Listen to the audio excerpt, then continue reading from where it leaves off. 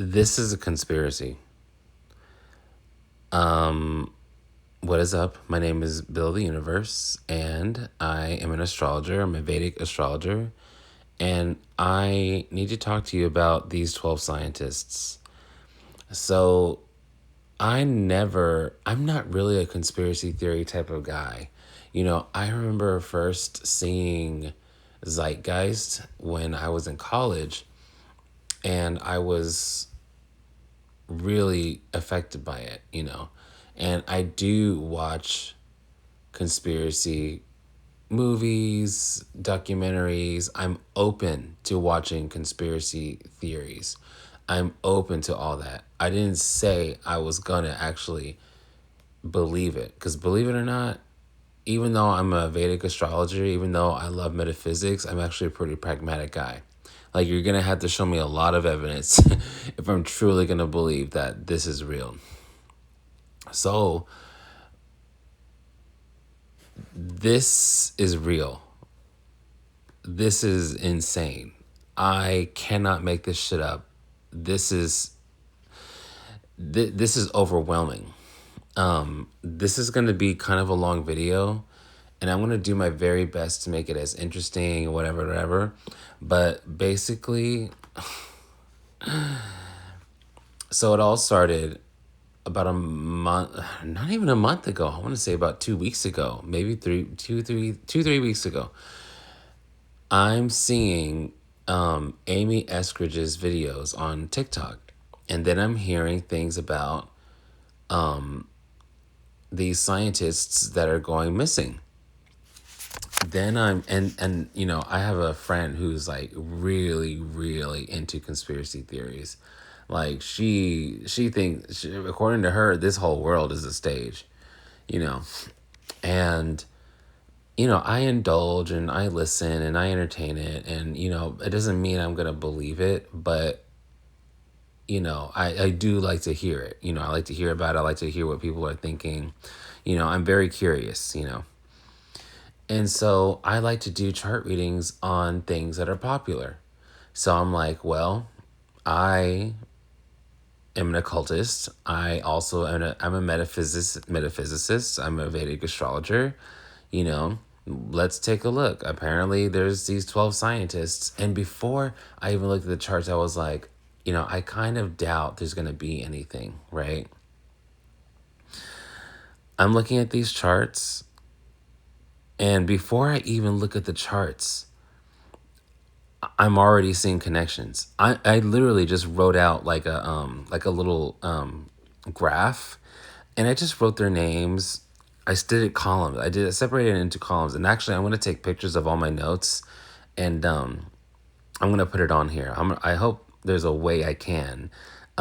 If you want pictures of my notes, just email me or comment, and I will send them to you. But anyway, I wrote down their names, their birth date, the date of their death or the date they disappeared, the cause of death, their specialty, and just extra notes about it, okay? Already, like, by the time I got to the sixth, seventh, eighth person, I didn't even do their charts yet. I was like, what the fuck? All these people. Honestly, by the fifth person, I was like, there's something here. Oh my God. Okay, here is the first thing, okay? The first thing is first, I no longer believe this is a coincidence. I just don't. And through all the circumstantial evidence, it's crazy. It is crazy. Like, I'm a believer now. I believe there is something going on here. Okay? Okay, let's get down to it. Okay, there's a lot of points. I'm going to be as, entertaining as I can, but I can't make any promises. I'm just going to show you what I found. First thing I noticed as I'm writing down everyone's birth dates and stuff like that, I'm noticing that there are so many holes. Looking up someone's birth date and birth time, I get that. Birth date, that shouldn't be hard, okay? It shouldn't be hard, especially when someone's in the news, okay? Especially when these people have been in the news, especially when they died. Some of them died a couple years ago. So we should be able to look at their obituaries. You know, we should be able to look at local news, stuff like that. Most of these people were very prominent scientists. Some of them have their own Wikipedia page. There should not be holes in within this information. Not everyone has their birth date. Okay, I don't expect the birth time. I don't expect that at all. Okay, because they weren't celebrities. People aren't obsessed with them. But to ask for their birth date, that shouldn't be hard. That shouldn't be asking a lot. Tell me why. I don't know Reza's birth date. We don't know General William McCaslin's birth date. We don't know Carl Grillmare's birth date. We don't know Anthony Chavez's birth date. We don't know Loureiro's birth date. And we don't know Jason Thomas's birth date. Why the fuck don't we know their birth date? Why is that? Why is it that Google has AI now? And so when you type something, not only will they give you all the hits, the articles that have the name and stuff like that, but also they give you an AI description. They do not know the birth date. This is like almost half of them. What the fuck? Why don't we know the birth dates? Okay. Now, that was one. I was like, okay. At first, when it was one or two, I was like, oh, darn, that kind of throws a wrench into my planning. But, okay, whatever. You can't get them all. But then I'm done all 12 of them. And I'm like, whoa, almost half of them don't have birth information? For example, General William McCaslin. He's disappeared. All the Wikipedia page says is that he was born in November 1957. What? How do we not know when he was born? He's a high-ranking military official. How do we not know when he was born? Okay. The other thing is, too many people are fucking missing or dead. Okay, I read an article and they were like, people die, people will die. And I'm like, okay, I understand that. No shit. People do die. People go missing. I understand that. Here's the thing. I'm asking my listeners a question. When's the last time that you worked at your job and one person died and then another person died and then another person died? Because that's what's fucking going on here. Okay? Now, when you work at whatever job you're working at, think about it. When one person dies, it's a big thing. It's like, oh my God, I can't believe they're dead. Especially when it's before their time, when they're only 40, 50, 60 years old. Some in their 30s. Like Amy Eskridge, she was 34. Okay. Why? These people, some of these people were working in the same company. Some of them were working in the same building and they die. That's so insulting to our intelligence. They're saying, yeah, well, people die. And I'm like, not at 30 years old, not at 40 years old, not at 50 years old. These people are very high IQ. How the fuck are you going to tell me that they're all of a sudden missing? And they're working for the same company. Not all of them. Let's see. David Wilcock died of a suicide. Frank Maywald, he's dead, but we don't know how. They won't say. Michael Hicks is dead. They won't say. Monica Reyes disappeared. General William McCaslin disappeared. Carl Grillmar shot in the chest. Melissa Cassius missing. Anthony Chavez missing. Stephen Garcia missing. Amy Eskridge suicide. Nuno Loureiro shot. And Jason Thomas, he drowned in a lake. He went on a walk and they found him 3 months later under a frozen lake. Okay. That's too much motherfucking missing information. The only dates that I could find consistently is when they died or when they went missing. But the birth dates, that's only half of the information. That's too many holes. And that feels intentional. Okay? Now, I want to read something that this guy said. His name is Robert Bartholomew. And he is like a sociologist. and he studies social patterns and stuff like that. And he calls it, what does he call it? Apophenia, which is the tendency to see meaningless links in unrelated events.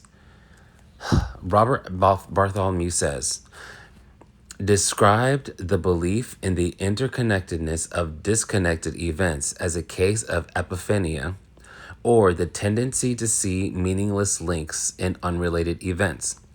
He said that social media postings plant this idea that there has been a coordinated attack on American scientists to reinterpret random deaths and disappearances as suspicious or sinister. Basically, what he's saying is that it's us that's like, it's basically a big huge gaslight is what they're doing. They're saying that it's us that are trying to create this narrative by making these unnecessary connections when they really have no connection with each other. Really? Oh, really? They're not connected? Listen to this. Frank Merwald, Michael Hicks, and Monica Reza, they're all dead, by the way. They all worked for NASA's Jet Propulsion Lab. Okay? Monica Reza and General William McCaslin have work that are linked to each other and have work that are linked to the Wright-Patterson Air Force Base. Melissa Casillas and General William McCaslin also have work that are linked to each other. Melissa Casillas, Anthony Chavez, and Steven Garcia, all three worked at Los Alamos National Lab in New Mexico. Nuno Loreiro and Jason Thomas are both prominent scientists in Boston. Don't fucking tell us that they're not connected. I just showed you. They were groups. They worked with each other. Not all of them worked with each other, but, the groups of three were working with each other. General William McCaslin knew Monica Reza. He also knew Melissa Casillas. Three of these people worked at Los Alamos National Lab. Two of them were prominent scientists in Boston. Don't tell me they're not fucking connected. Of course they're connected. We can see it. It's public information. Of course they're connected. So I found that to be very kind of disturbing. It's like, it's very obvious that it's connected, Okay. The other thing is, the FBI says that they're making an investigation. Okay, whatever. Let the FBI, quote unquote, make their investigation. First of all, if it was true that these are not connected and that we're just making up a narrative, then why is the FBI investigating it? Right? Why? Okay. Here's the other thing that's crazy.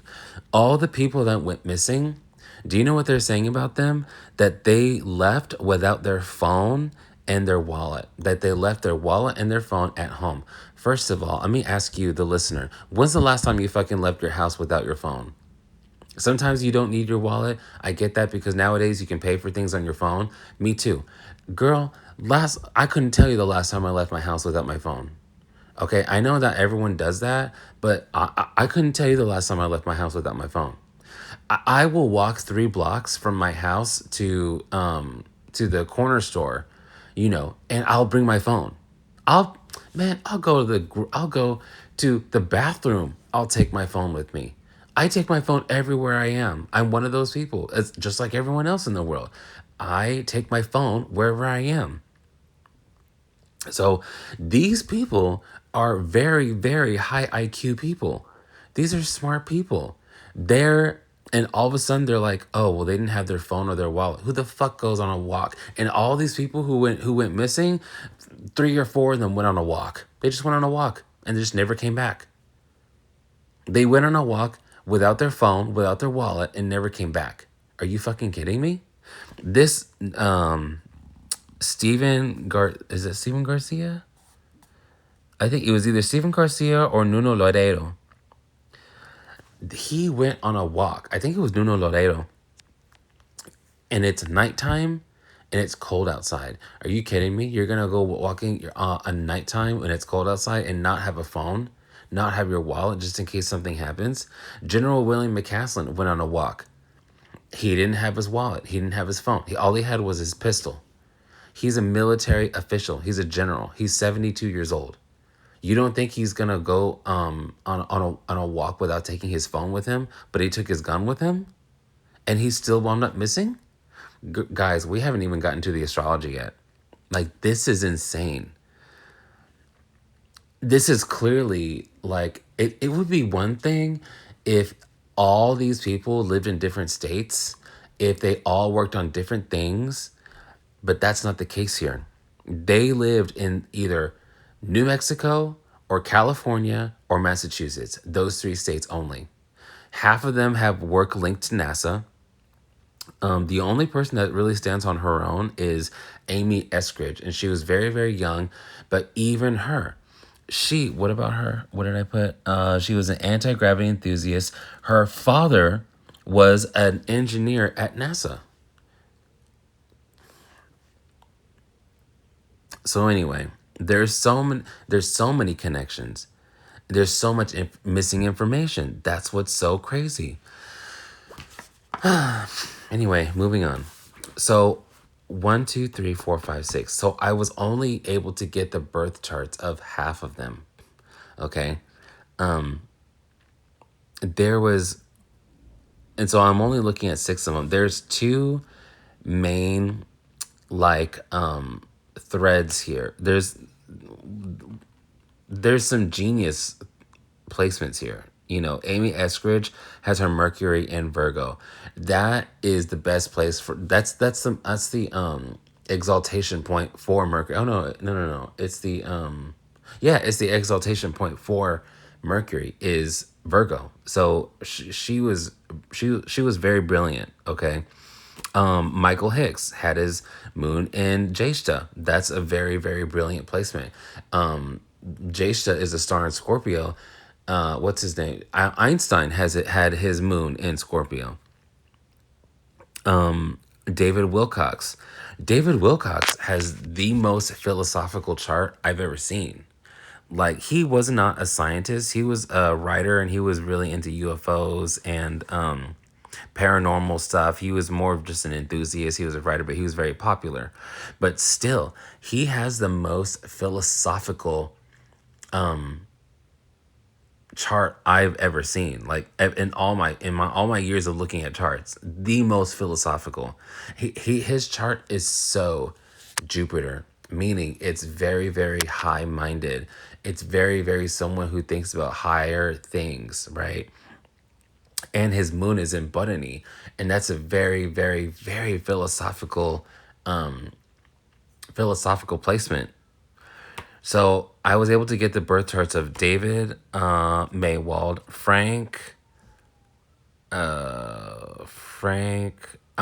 David Wilcox, Frank Maywald, Michael Hicks, Melissa Casillas, Stephen Garcia, and Amy Eskridge.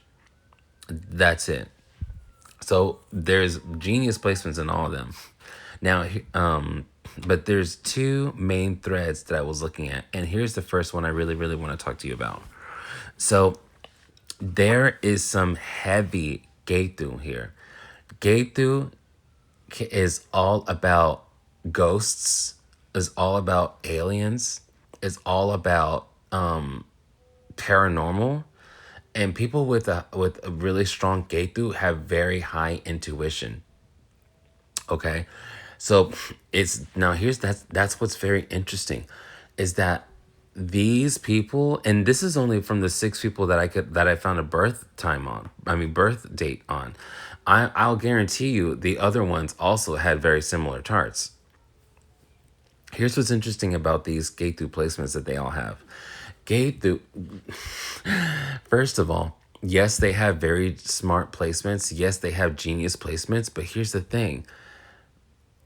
That's not what's so much in common. What's really standing out is their sense of wonder, is their ability to look beyond the veil. Ketu, this is why people who are strong Ketu, this is why they have a lot of paranormal experiences, because they're naturally able to see beyond the veil.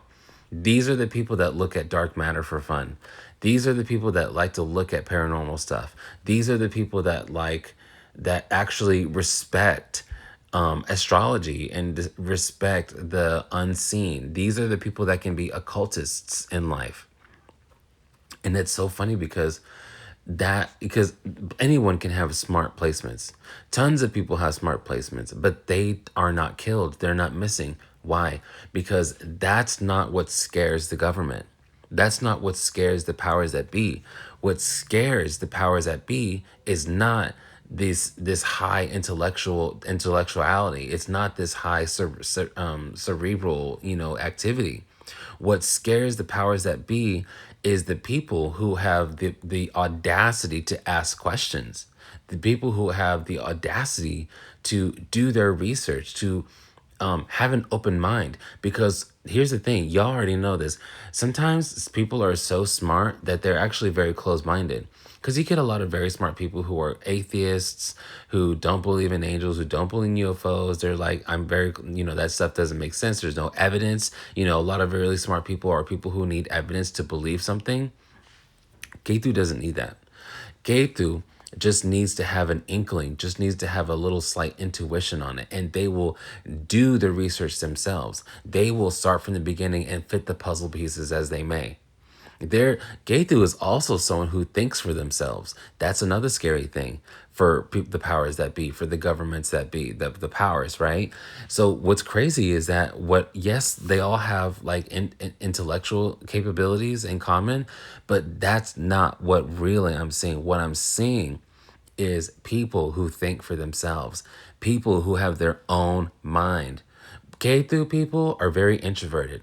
Ketu people don't mind being by themselves. They like it. They like their own home. They see it as a sanctuary. I myself have Ketu conjunct my moon. I'm super Ketu. I have Ketu conjunct my moon. I have like my sun, Mercury. No, my sun, Venus, and Mars ruled by Ketu because they're all in my nakshatra.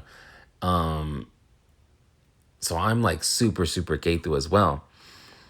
These people have very, very strong intuition. These people have an open mind. They, like I said, a lot of them will have ghost stories or experiences. A lot of them will have alien experiences.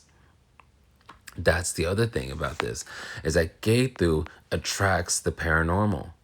And a lot of the conspiracy theory is that a lot of these people's research are linked to UFOs.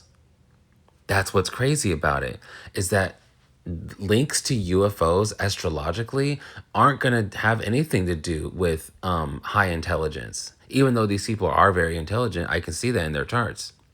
But what I'm seeing more is someone who is people who have high intuition, people who can have the enough of an open mind to see past like illusion.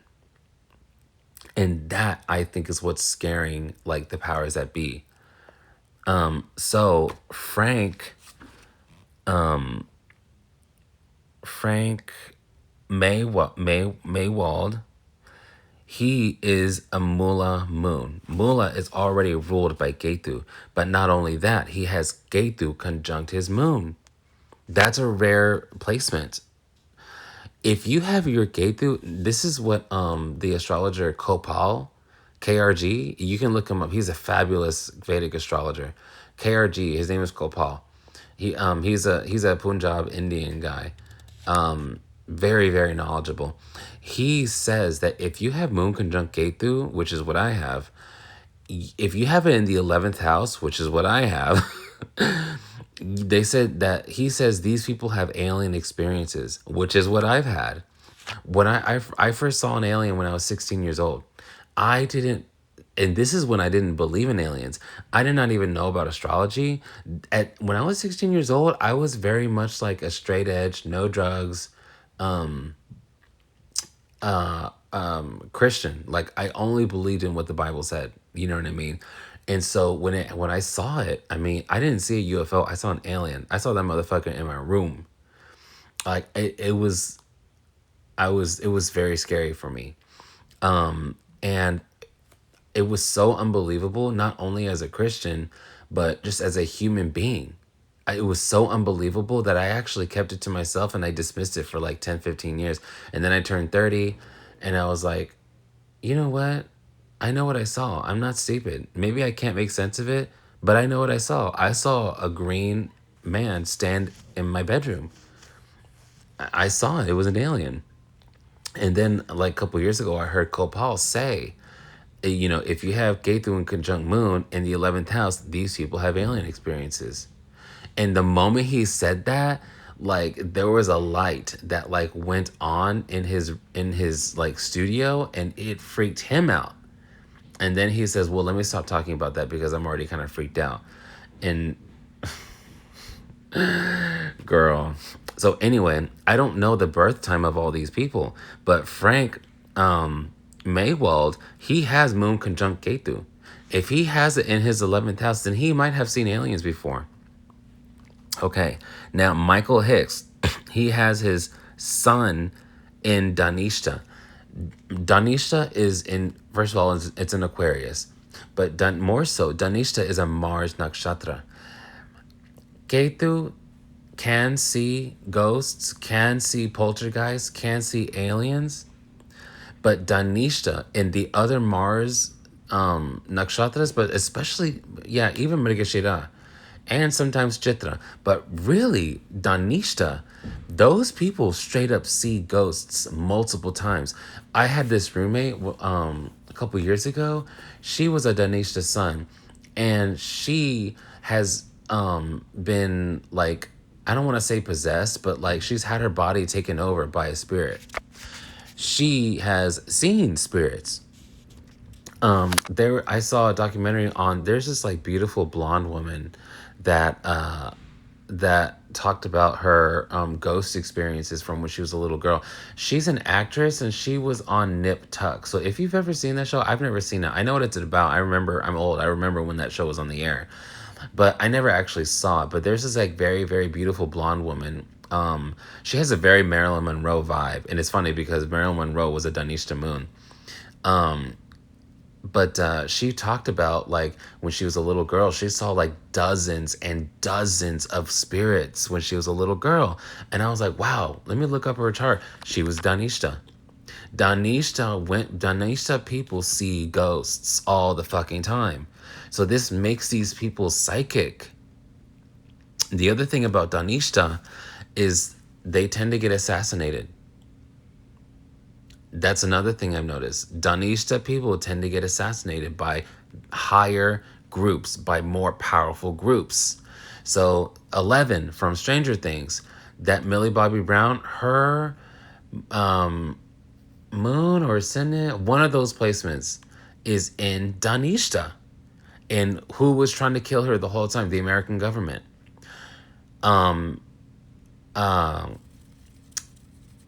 Abraham Lincoln, what happened to him? He was assassinated from someone who sympathized with the Confederacy. He was assassinated. What's his who else, who else was a fucking Danishta person that the conspiracy is that she was assassinated by the royal family? Princess Diana. Princess Diana was a Danishta native. They say that she was assassinated by the royal family. Even like you'll see it in what's it called, like media, like in movies. What's it Michael B. Jordan, his character in Wakanda, the Black Panther, he was killed, he was assassinated. And of course, in the movie, that family is like the good guys and he's the bad guy. And that's the other thing about Danishta, is that Danishta people are often like portrayed as being the bad guys. And they are killed by a group of people. They're assassinated. Speaking of Marilyn Monroe, one conspiracy is that it was the Kennedy brothers that assassinated Marilyn.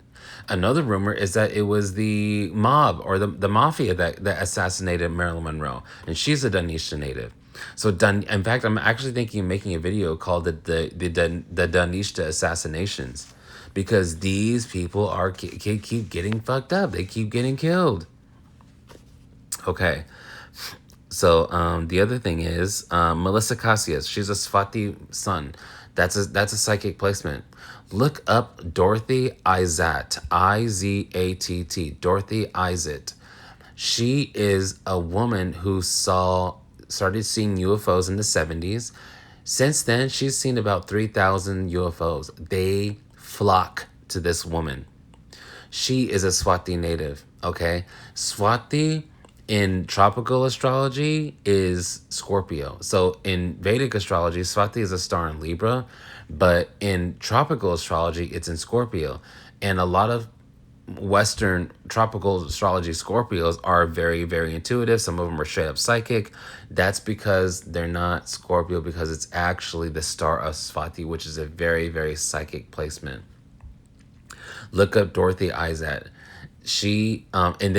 There's a documentary on her, and I saw it on the Gaia channel on Prime Video, but maybe they moved it, maybe it's somewhere else. But you can catch it. It's a good documentary, and she has hours and hours and hours of tape of the aliens, of the UFOs, even when they came, when a film crew, like an actual professional film crew, came and like did a documentary on her. they what they didn't realize at the time was behind her through the window was a UFO. Like, even as she was speaking in the interview, they came and visited her. Not only that, but Melissa Cassius is an Ashvini moon. That's a Ketu ruled moon. And she has her Rahu in Shravana. Shravana is another psychic placement. The astrologer Claire Nakti described people with Shravana as kind of a magical child. So like the Daniel Radcliffe, the boy who played Harry Potter, is a Shravana moon. And that boy who played in that movie Powder, remember that movie Powder, about that magical boy with like really, really white skin? He had magical powers. He was a Shravana moon. I can't remember that name of that one movie about that man who's a psychic. I can't remember, but he was a Shravana moon. Like, there's this one movie called, oh fuck. Oh man, I can't remember. It's an amazing movie. I've seen it like 10 times. Damn, I can't remember the name of the movie. Anyway, it's about a magical child, and this boy is a Shravana moon. So this is where Melissa has her Rahu in Shravana. So not only does she have a psychic placement being a Swati sun, but then she has her Rahu in Shravana, which I think is pretty fucking crazy.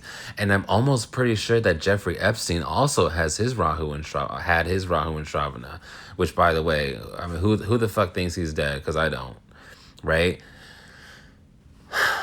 Shravana has a lot to do with like incantations and saying things like mantras, you know.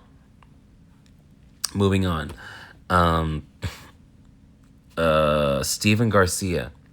Stephen Garcia has his Ketu conjunct moon as well in Pisces. That is very, very, very psychic, especially the fact that he has his Ketu in Revati. Revati is a star in Pisces, but Ketu conjunct moon again. That's crazy. Like I said, Ketu conjunct your moon is kind of a rare placement. It's not like super, super rare, but it's not common. And the fact that multiple people out of these 12 people have their moon conjunct Ketu, and if I don't know their birth time, but if any of them have their moon in Ketu in their 11th house, they most likely have seen aliens. Like I did. And that's crazy because, oh my God, like it's crazy. I did not even believe in aliens when I saw that thing. And it took me a long time to like reconcile, you know what I mean? Anyway, moving on. Yeah, Stephen Garcia has his moon and Ketu in Pisces. Now that's very, very interesting to me. His moon is in Uttara Bhadrapada, which is a star in Pisces, and then his Ketu is in Revati, which is another star in Pisces. So they're not like super, super close together, but they both are in Pisces, which technically makes it conjunct. Now, what's interesting about Stephen Garcia is that he is not a scientist. He is a contractor. He works in construction. They also said that he was like a custodian as well, which I find so fucking fascinating because even though he wasn't a scientist, he did have access. He did have top clearance to all those rooms. Okay, but he has his Ketu conjunct his moon in Pisces, which definitely is a psychic placement. And then finally, Amy Amy Eskridge has her moon in Magha Nakshatra. Her moon is in Magha Nakshatra. Magha is a Ketu ruled moon, so she's got Ketu ruling her moon again. So she fits perfectly along with all these people.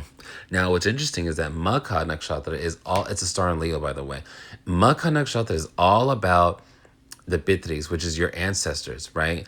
A lot of times these people do what their ancestors did. So if you see like a father and son like barber shop, like, yeah, I'm a barber. My father was a barber. His father was a barber.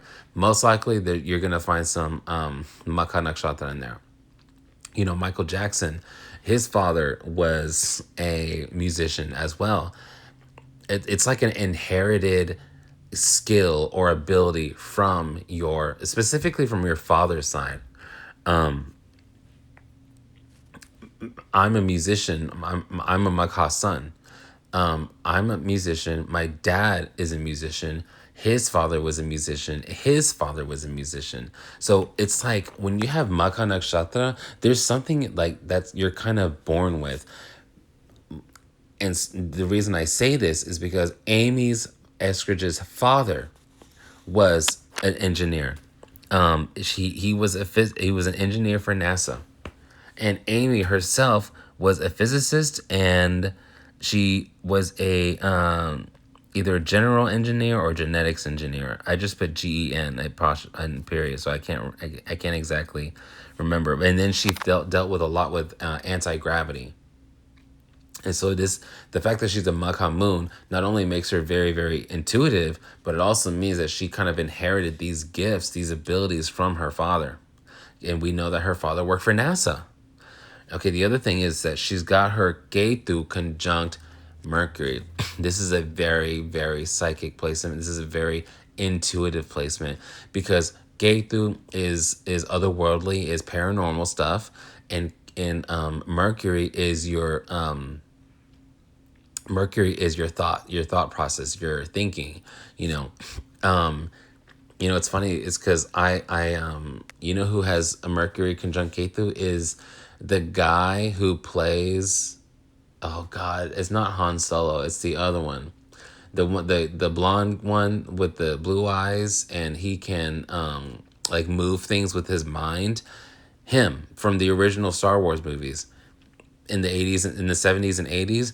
He has Ketu conjunct his Mercury, except his is in, you guessed it, you probably didn't, but his is in Shravana, that magical child placement that I just talked to you about.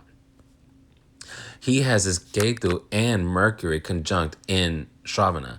So Amy Eskridge has her Mercury and Ketu in conjunct in Virgo.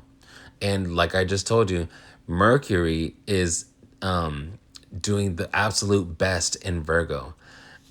But then Ketu right there, on one hand, it kind of makes you just like offbeat. It makes you kind of weird, but in a good way. It makes you very open minded. So these people have brilliant placements, but the thing is, that's not what's getting them in trouble. What's getting them in trouble is that these people have placements that suggest very high intuition. These people have placements that suggests paranormal experiences, and these people have placements that suggest a deep, like a deep desire to unearth the unknown. Okay, that for me was absolutely insane. And like I said, I only know half of the charts, but already just those 6 charts, it really, really showed me a lot. Okay, Now here's one cheeky. It's very cheeky, and it's, it's almost kind of inappropriate, but I'm just gonna say it because I can't help. I'm just gonna show you what I see. I from the dude from even with Amy's chart, even yeah, with Amy and Melissa's chart. Tell me why, and I think it's so funny. I'm sorry if I'm gonna come across as crass or rude, but 4 out of 6 of the charts that I looked at, they had big penis placements. David Wilcox David Wilcox, he has his moon in Buttony. That makes your penis like really big. Frank Maywald has his Venus in Mrigashita. That's a big penis placement too. Melissa Casillas has her Venus in Vishaka. That's another big penis placement. And Amy Eskridge has her Sun conjunct Ketu. That is also another big penis placement. Now, I think that's really funny. I think that's really interesting. But on the other hand, it's like, why? That's also like another, like, more than coincidence. Like, what is it about that energy that like these scientists all have? I do have kind of a little theory. What I think is that I don't know. I actually really don't know. Y'all tell me if y'all have like a theory on why all these people actually have big penis placements. Then y'all tell me. That's the thing, is that it's not even just the men; it's the women. So that tells you it's not actually something to do with the phallus. It's actually more about the energy. It's more about the BDE. You know what I mean? Because even the women have this. That's what I find so interesting. Okay, now onto the kind of juicy stuff. Now, I have a list. Like I said, I don't have the birth dates of their birth, right? I don't have the dates of their birth. I do have the dates of the day they went missing or the day they died. Now, here's what's really fucking interesting. There's something called the Maraca placement, the Maraca houses. Okay, that's your second house and your seventh house. Those are the Venus houses because Taurus rules second house and Libra rules the seventh house. Maraca houses are what we call in Jyotisha, we call them the death houses because it's Venus that tells you how you're going to die. Second house and seventh house, those are the Venus houses. Those are the houses that detail your death. Okay? Now, I looked up all the charts from the 12 people from the days that they either died or went missing. Okay? Here, listen to this. Venus is in almost every motherfucking sky prominent. It's either ruling over the moon or ruling the sun or conjunct the sun. So the day they took out David Wilcock, the moon was in Taurus. This is sidereal astrology. When they took out Frank Maywald, the moon was in Taurus. When they took out Michael Hicks, the moon was in Purva Ashada. That's a star in Sagittarius, but the specific star Purva Ashada is a Venus ruled nakshatra. When the day they took out Monica Reza, the moon was in Taurus. The day they took out General William McCaslin, for some reason, we actually do know what time he went missing. It was around 11 a.m. And so for that reason, we know the ascendant, and it's Rohini. That's a star in Taurus. When the day they took out Carl Grillmere, Venus is not there at all. What's even crazier is that the sun, the moon, and Mars are all in Dhanishta. Dhanishta is that assassination planet that I kept talking about. I'll say it again. The day they took out Carl Grillmere, the moon was in Dhanishta, the sun was in Dhanishta, and Mars was in Dhanishta. The day they took out Melissa Casillas, There's no Venus there. It could have been in the ascendant, but I don't know. I don't know what time. The day they took out Anthony Chavez, um, the sun was in Bharani Nakshatra. Now, Stephen, okay, yeah, was in Bharani Nakshatra. Bharani is a Venus ruled nakshatra. It sits in Aries, but the star itself is ruled by Venus. Stephen Garcia, the day they took out him, the moon was in Libra. And what's interesting is that Saturn was in Uttara Bhadrapada, which and Stephen Garcia's moon is in Uttara Bhadrapada. So that means the day that he died or went missing, Saturn was over his natal moon. When Saturn goes over your natal moon, that can cause death. When Saturn is sitting with the moon, that can cause a death. I remember this one guy, he was like a yard worker and he worked on my property. I was going to work and he was like, it's okay, I'll cut your yard while you're at work. When I came back, cops were everywhere. And I was like, what's going on? This man died in my property. He died in my backyard. And I was like, what the fuck? Did a man literally just die in my backyard? He dropped dead. We still don't know what happened to him. He dropped fucking dead. And of course I had to look at the chart. The moon was conjunct Saturn. So anyway, Amy Eskridge, when the day they took her out, the sun was in Taurus and the moon was in Libra. The day they took out Nuno Loureiro, the moon was in Libra and Venus was conjunct the sun.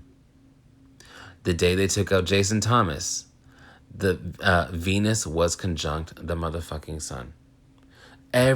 Almost every single person, Venus is either ruling over the moon, ruling over the sun, or Venus is straight up conjunct the moon or the sun.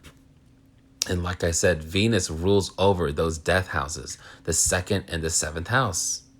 Isn't that fucking interesting? Now, I saved the very best for last, okay?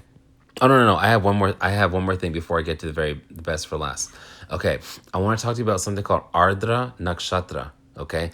Ardra Nakshatra is Betelgeuse, the star of Betelgeuse. That sits on the shoulder of Orion the Hunter, okay?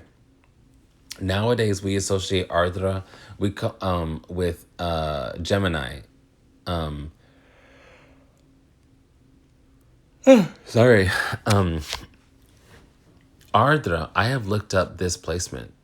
I actually did all the Lion movies. For some reason, I had this real itch to look up the charts of all these Lion movies, you know. And not all Lion movies are sinister. Some are documentaries about preserving the lives of lions, you know. Some are cartoons like The Lion King or Madagascar. But then there are the scary lion movies like Ghost in the Darkness, like that movie Prey. Idris Elba did a lion movie a couple years ago. It was like a scary lion movie. Do you fucking know that every single all of the scary lion movies, every single one, the moon was in Ardha Nakshatra. So then I looked up Ardha Nakshatra and what other cultures throughout the world had to say about Ardha Nakshatra. In South African mythology, Ardha Nakshatra, which is the star of Betelgeuse, it's a glowing red star. It is said that it is representative of the predatory gaze of the lion, looking over the 3 white zebras, which is on the Orion's belt. Okay, so the reason why I'm saying this is basically what I'm saying is Ardra Nakshatra has a lot to do with being a predator on the hunt, being a hunter. Even today, in modern mythology, we associate it with Orion, the what? The hunter. Okay, Ardra Nakshatra. The day they took out Frank Maywald, The sun was in Ardra Nakshatra. When they took out Monica Reza, the sun was in Ardra Nakshatra. The day that General William McCaslin went missing, the moon was in Ardra Nakshatra. The day Melissa Cassius went missing, the sun was in Ardha Nakshatra. What else? Okay, that's it. Okay, so yes, that's it. Yeah. How many placements is that? So that's 1, 2, 3, 4. Yeah. So that's four people where Ardhara was very, very, very apparent. Okay. I saved the best for last. This was like the last nail in the coffin.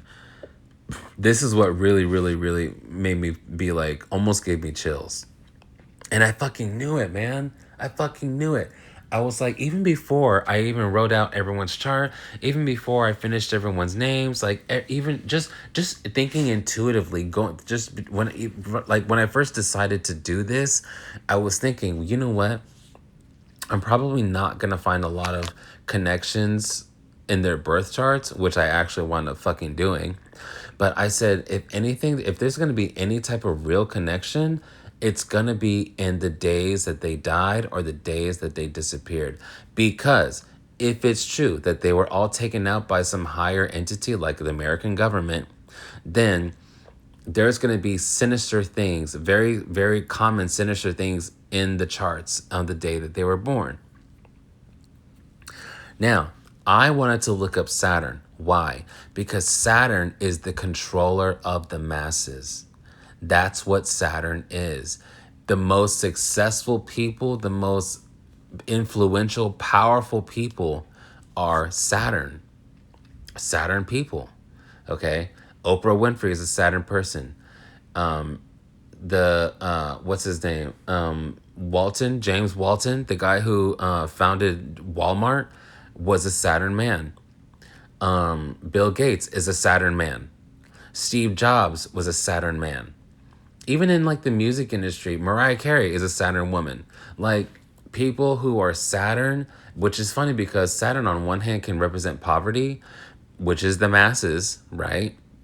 But then these people can actually rise out of poverty and become part of the controlling elite class that control the masses. Even Justin Bieber, I remember that Saturn was the ruler of his sun, and so that means that the quality of Saturn really depends on how much success he has, and his Saturn is in Aquarius, which is Mulatikona.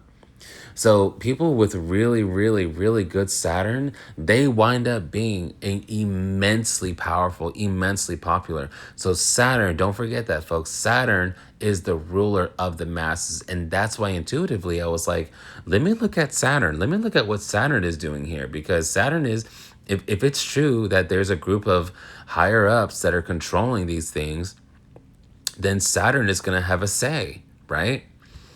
Okay, now Uttara Bhadrapada, that's a star in Pisces. The astrologer Claire Nocti made the what's it called? The observation that Uttara Bhadrapada has a lot to do with people that are very controlling, people that are very sinister, people that control, that keep others down. Okay. Nancy Pelosi is actually an Uttara Bhadrapada moon. People have very strong opinions about her. OAC, Alexandra Ocasio-Cortez, she is an Uttara Bhadrapada moon.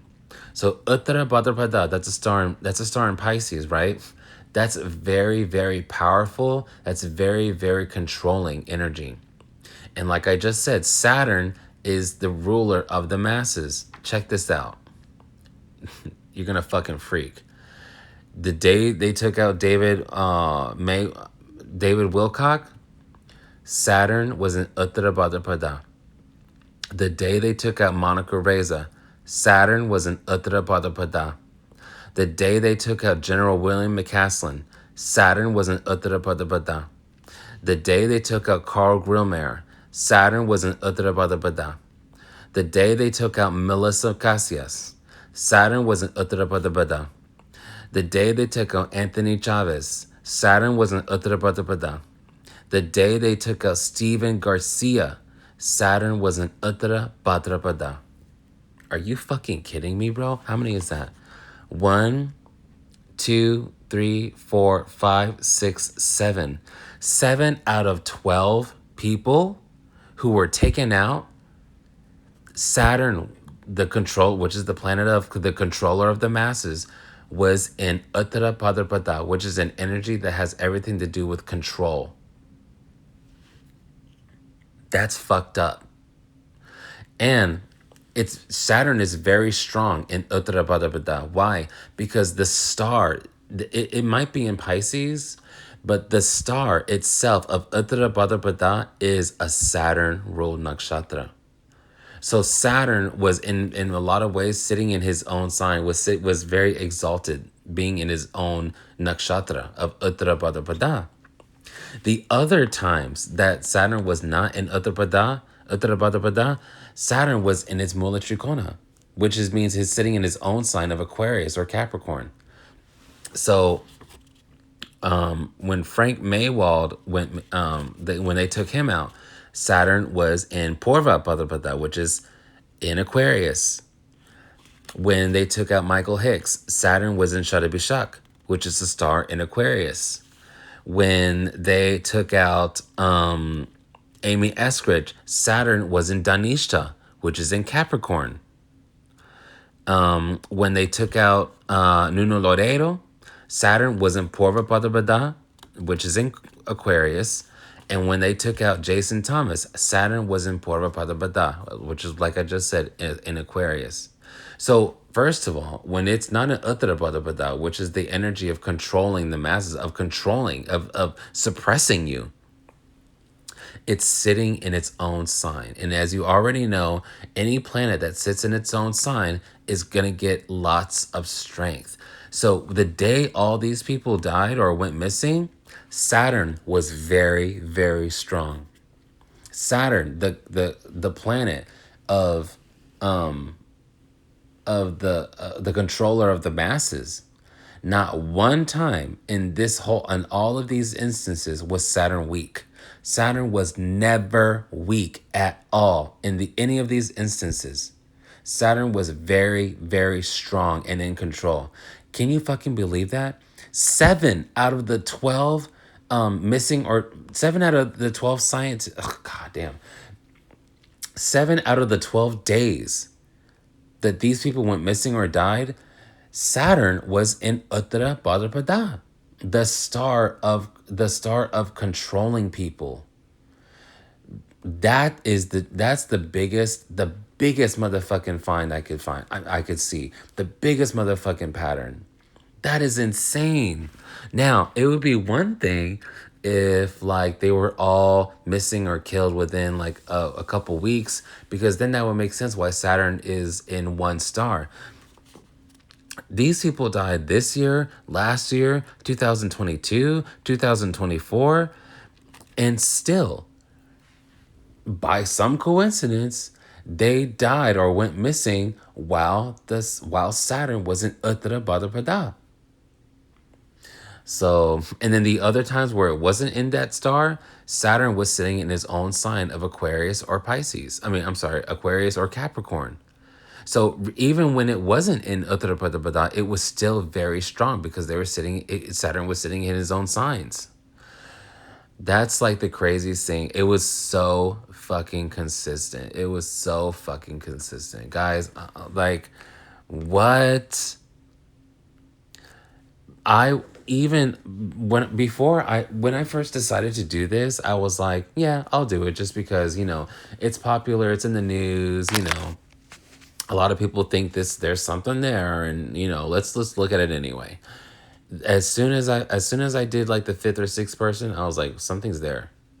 Like, these people work together, these people are missing. Why can't I find their birth information? Even before I looked at their charts, I was like, something's there. Then I'm looking at their charts and I'm just like, there's patterns. Why is there so much Ketu in these charts? There's so much Ketu. Ketu has everything to do with paranormal experiences. Ketu has everything to do with aliens. I was like, why is there so much Ketu in all these people's charts?